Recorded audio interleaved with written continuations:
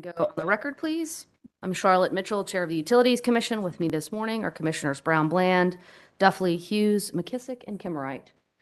In compliance with State Government Ethics Act, I remind members of the Commission of our duty to avoid conflicts of interest and inquire at this time as to whether any member of the Commission has a known conflict with respect to the matter coming before us this morning. The record will reflect that no conflict has been identified, so we will proceed with Public Staff Item 1.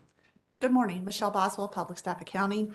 Item P1 is docket number G5 sub 650. It is a filing by Public Service Company of North Carolina for approval to enter into an inventory transfer agreement.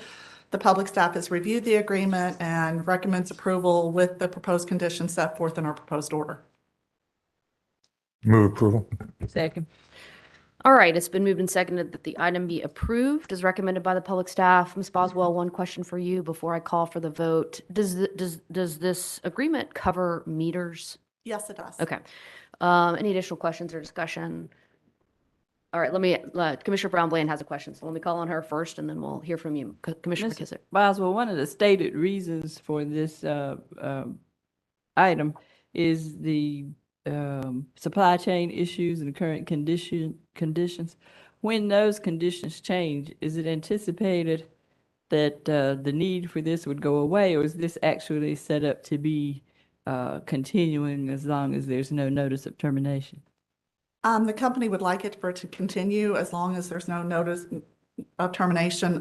That's why the public staff recommended a one-year renewal so that we can review the issues at hand at that time on a yearly basis and determine if this is still needed.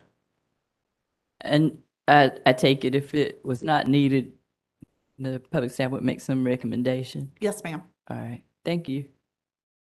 All right, Commissioner McKissick. It was just one quick question. I noticed that it had an annual aggregate limit of transfers of inventory at $500,000. Do you know how that $500,000 number was determined or derived? I mean, what was the logic that went into that figure? That was with discussions between the public staff and the company on what it was that they thought over the next year that they would really need to use this for, if they needed to use it at all. Chair Mitchell hit it on the head that their main concern was meters. And so we looked at what the cost of those meters were and how many that they were replacing on a yearly basis and aggregated that up to the $500,000. So it's basically kind of on the historical spin in the past. Correct. Okay, thank you. All right, if there are no additional questions, all in favor indicate with an eye. Aye. Is there anyone opposed? All right, the motion carries. Thank you, Ms. Boswell. All right, Commission has before us for approval our minutes from the March 27th staff conference.